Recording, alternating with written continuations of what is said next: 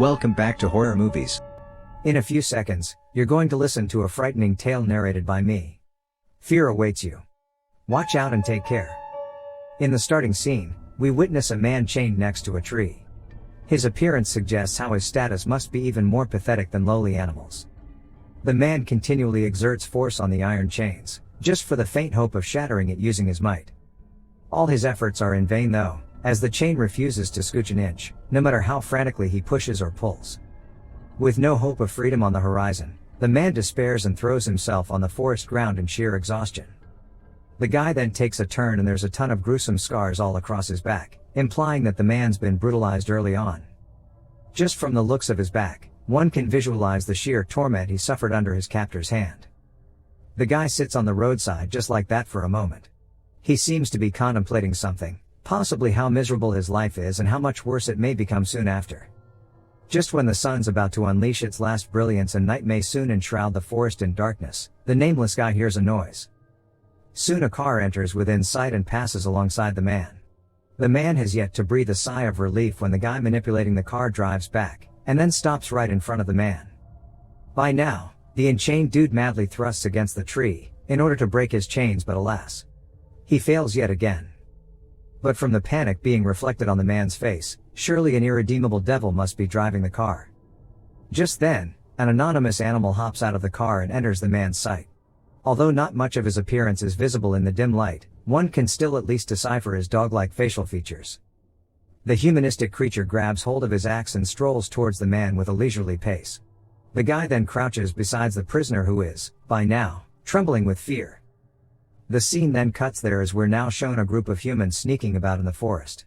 Someone, or rather something, seems to be pursuing them, thus forcing the humans to flee like scared little rabbits. The group soon separates from each other as it's the only effective way to escape in one piece. Soon after separation, one of the guys accidentally places his footstep atop a dry tree branch. The guy is immediately petrified from the resulting noise. Just when he's busy crying to Jesus for help, a mammal's mooing sound pierces his ears like a thunderbolt from behind. The guy is utterly scared at that moment. Meanwhile, the sound of his rapid heartbeat truly elevates the scene's intensity. Sadly though, the person is knocked unconscious even before he has the time to glance back at his assailant. The third scene is presented with a van transferring the human prisoners to some unknown destination. The eyes of the said prisoners reflect an intense desperation as well as fear of the doom that awaits them. The van driver is in fact a 1,000-pound buffalo. Soon everybody is transferred to some kind of butchering facility. From the looks of it, each of these people is about to become helpless fish on the chopping board soon enough. The prisoners inside the vehicle push and pull, all just to delay the inevitable. Soon however, everybody scurries inside the butchery, as the buffalo presents its nasty face from behind and gruffs at them. The buffalo's treatment of the prisoners is in no way different from how us humans care for a herd of cattle and sheep. The scene then switches back to the man previously chained within the forest. Turns out, the dog hadn't in fact killed the man. Rather, he had just intended to use the axe for severing the chains binding the man. The dog then heads over to his shelter with the man in tow. The man has yet to figure out his rescuer's motives when the dog starts applying healing ointments on his brutalized back. The unexpected act of kindness astonishes the man and thus pushes him off balance. In the end, he starts crying whilst the dog is still busy applying the medicine. Though the tears may also be because the healing balm is stinging his wounds.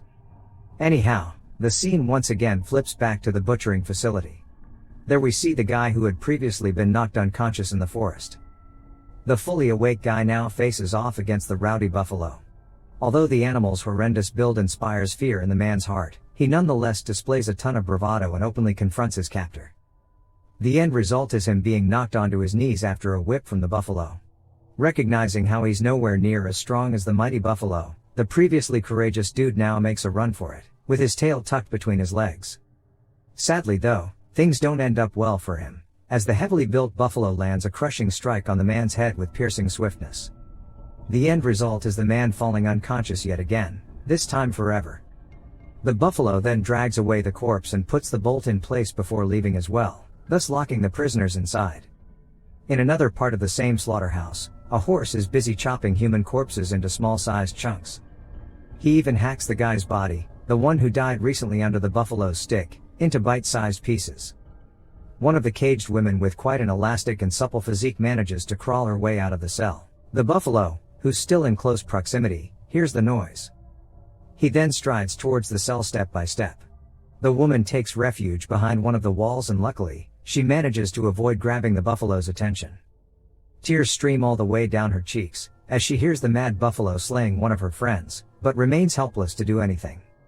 Setting all irrelevant thoughts aside, she sneaks all the way to the facility's door while in a crouching position. Unfortunately, the main door's bolt is stuck in place and won't budge. The buffalo, with his extra sensitive ears, yet again hears the door's creaking sounds. The woman immediately turns a corner and slips away towards another direction. She then reaches the room where the horse is still busy grinding human bones to pieces. Instead of slashing the woman to death with his machete like we expected, the horse instead saves her from the mad buffalo's wrath. He breaks the tyrant buffalo's stick and tells the buffalo to go away. The bull complies and leaves with a frustrated grunt. The horse is obviously the diplomat here, who handles matters with careful precision and cunningness. He then strolls over to the exit with the woman in tow.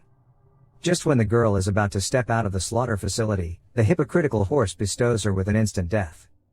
The horse thus uses deceptive maneuvers to first save the damsel in distress and later kills the woman, exactly at the moment when her eyes are aglow with hope for survival. The horse then drags away the woman's corpse and butchers her body into bite-sized, easily digestible pieces as well.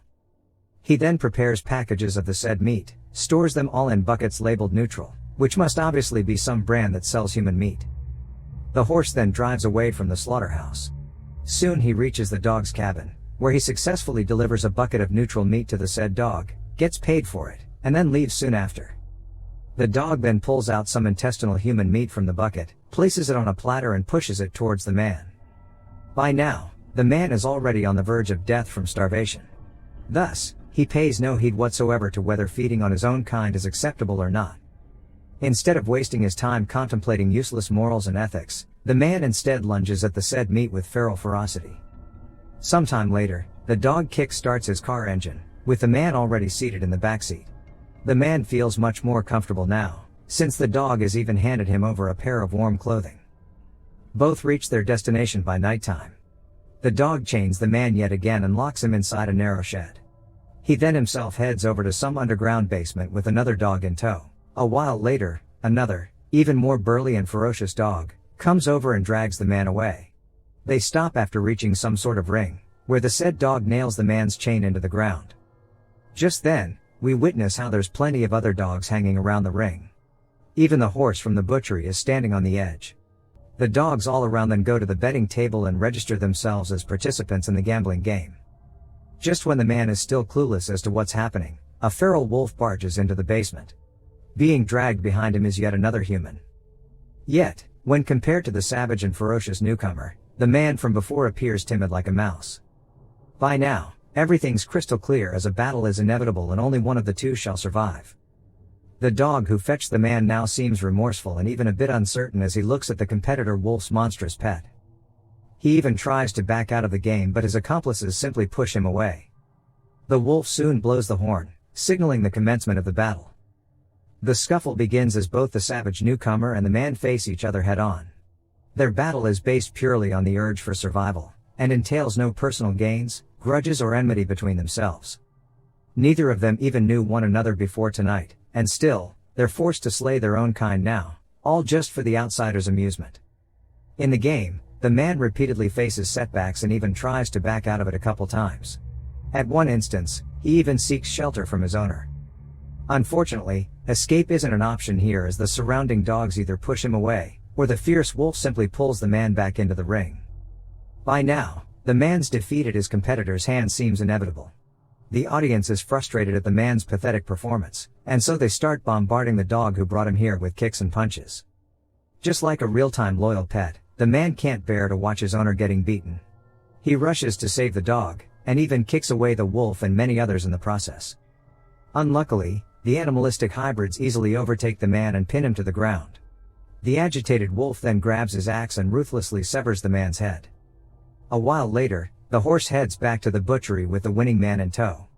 The survivor immediately recognizes the perils of the slaughterhouse and firms his belief in escaping. Very soon, He grasps the opportunity to slip under the buffalo's radar and sprints far off into the distance. In the ending scene, we see a deer patiently waiting for prey to enter his sight. In his hands is a gun delegated for hunting tasks. The human-animal hybrid soon spots the said prey and rushes to close the distance. Once he's in the vicinity, the deer fires the gun at some unknown target. Make sure to subscribe and turn on notifications so you can watch more videos like this. Thanks for watching.